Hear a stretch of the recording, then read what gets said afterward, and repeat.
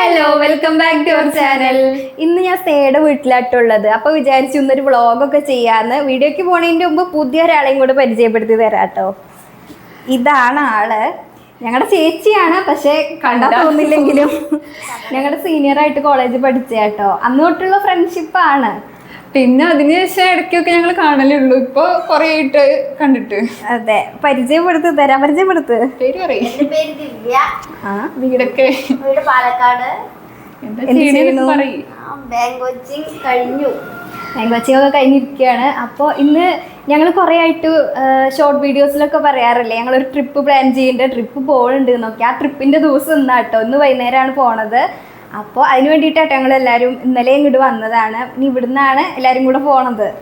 അപ്പോൾ ഇന്നത്തെ ഒരു വ്ളോഗ് ഞങ്ങൾ എടുക്കാന്ന് വെച്ചു. ഇന്നിപ്പോൾ എണീറ്റിട്ട് കുറച്ച് നേരം ആയിട്ടുള്ളൂ കേട്ടോ. രാവിലെ എണീറ്റു. ഇനി ഫസ്റ്റത്തെ പരിപാടി എന്ന് വെച്ചാൽ ബ്രേക്ക്ഫാസ്റ്റ് കഴിക്കലൊക്കെയാണ് കേട്ടോ.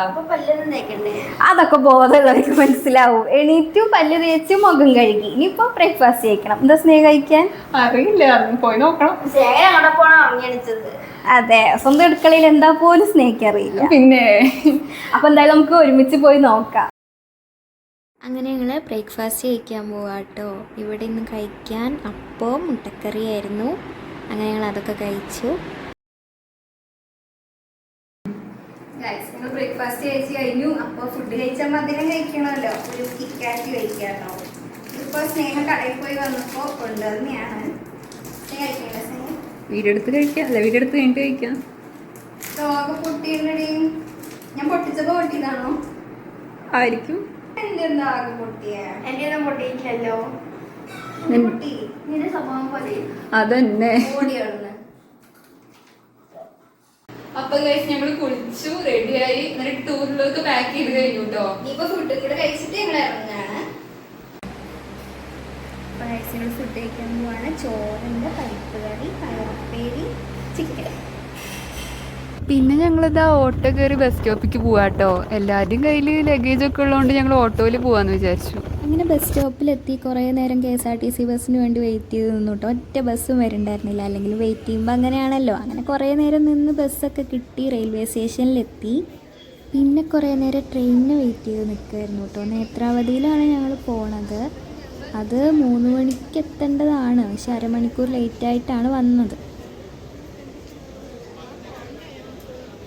അങ്ങനെ ട്രെയിൻ എത്തി കേട്ടോ. AC കോച്ചാണ് ഞങ്ങൾ ബുക്ക് ചെയ്തിട്ടുണ്ടായിരുന്നത്. അങ്ങനെ ട്രെയിനിൽ കയറി സുഖമായിട്ട് കാഴ്ചയൊക്കെ കണ്ട് കഥയൊക്കെ പറഞ്ഞ് അങ്ങനെ ഇരുന്നു. നാളെ നേരം വിളിക്കണവരിക്കണം. എന്നാലും കുറേ വിശേഷങ്ങളൊക്കെ പറയാനുണ്ടായിരുന്നതുകൊണ്ട് ബോറടിയൊന്നും ഇല്ലായിരുന്നു കേട്ടോ. ആദ്യം ഞങ്ങൾ വിചാരിച്ചു നൈറ്റിന് കിടന്ന് ഉറങ്ങണ്ട, സംസാരിച്ച് അങ്ങനെ ഇരിക്കാമെന്ന്. പിന്നെ അവിടെ എത്തി എന്തായാലും രാവിലെ ഉറങ്ങാനുള്ള ടൈമില്ല. അപ്പം നാളത്തെ ദിവസം ചിലപ്പോൾ ട്രിപ്പൊക്കെ ആകെ കുളമാവും. അപ്പോൾ ഉറക്കൊഴിക്കലൊക്കെ പിന്നെ ഇങ്ങോട്ട് തിരിച്ചു പോരുമ്പോഴാവാന്ന് വിചാരിച്ചു കേട്ടോ. ഗായ്സ്, ഞങ്ങളങ്ങനെ മാംഗ്ലൂർ എത്തി. നൈറ്റിലെ ഫുഡൊക്കെ കഴിച്ച് കഴിഞ്ഞു. ഇനിയിപ്പോൾ ഉറങ്ങാൻ പോവാണ്. ഞങ്ങൾ ഡെസ്റ്റിനേഷൻ എത്തുമ്പോൾ ഒരു 4:30 കഴിയും. അതെ, പുലർച്ചെ ഒരു 4:30 ആവും. അപ്പോൾ ഗുഡ് നൈറ്റ്. ഇനി അവിടെ എത്തിയിട്ട് കാണാം. അങ്ങനെ രാവിലെ ഒരു 5 മണിയൊക്കെ ആയപ്പോൾ ഞങ്ങൾ റെയിൽവേ സ്റ്റേഷനിലെത്തി കേട്ടോ. മഡ്ഗോൺ റെയിൽവേ സ്റ്റേഷനിലെത്തി. ഇനി ഞങ്ങളൊന്ന് ഫ്രഷ് ആവാനും പിന്നെ ലഗേജൊക്കെ കൊണ്ടുവയ്ക്കാനായിട്ട് ഞങ്ങൾ സ്റ്റേ ചെയ്യാൻ പോകുന്ന സ്ഥലത്തേക്കാട്ടോ പോണത്. ഇതാണ് ഞങ്ങൾക്ക് പോകാനുള്ള ബസ്. ഇനി 2 ദിവസം സ്ഥലങ്ങളൊക്കെ കാണാൻ ഈ ബസ്സിലായിരിക്കും കേട്ടോ പോവുക. അങ്ങനെ ഞങ്ങൾ റിസോർട്ടിലെത്തി. അവിടെ എത്തിയപ്പോഴത്തേക്ക് ടൈം ഒരു 7 മണിയൊക്കെ ആയിട്ടുണ്ട് കേട്ടോ. ഉറക്കത്തുനിന്ന് എണീറ്റുകൊണ്ടാണ് മുഖമൊക്കെ ഇങ്ങനെ ഇരിക്കുന്നത്. ഫ്രഷ് ആയിട്ടൊന്നുമില്ല. ഇനി പെട്ടെന്ന് റൂമിൽ കയറി ഫ്രഷ് ആയിട്ട് ഇറങ്ങണം. ഗൈസ്, ഞങ്ങളങ്ങനെ ഗോവയിൽ എത്തിയിട്ടോ. ഇവിടേക്കായിരുന്നു ഞങ്ങളുടെ ട്രിപ്പും കാര്യങ്ങളൊക്കെ. ഇപ്പോൾ സ്റ്റേ ചെയ്യുന്ന റിസോർട്ടിൽ എത്തിയിട്ടുണ്ട്. ഈ റൂം എങ്ങനെയുണ്ടെന്ന് കാണിച്ചു തരാം. ഇത് 4 പേർക്കുള്ള റൂമാട്ടാ. പക്ഷെ നല്ല റൂമാണ്. പിന്നെ AC ഉണ്ട്, എല്ലാ സൗകര്യങ്ങളും ഉണ്ട് കേട്ടോ. ഇനി കാണിക്കാം. റൂമിൽ നിന്ന് ഇറങ്ങിയതാ ഇങ്ങനെ ഒരു ഹാളുണ്ട്. പിന്നെ ഫ്രിഡ്ജൊക്കെ ഉണ്ട്. ഫ്രിഡ്ജിനകത്തൊന്നും ഇല്ല കേട്ടോ. പിന്നെ ഡൈനിങ് ടേബിൾ ഒക്കെ ഇട്ട് അടിപൊളിയായിട്ട്. ഹാളൊക്കെ അടിപൊളിയാട്ടോ. പിന്നെ അവിടെ സോഫ ഉണ്ട്. പിന്നെ ഹാളിൽ ബാത്റൂം വരുന്നുണ്ട് കേട്ടോ. പിന്നെ ബാൽക്കണി ഉണ്ട് കേട്ടോ. ഞാൻ അത് കാണിച്ചു തരാം.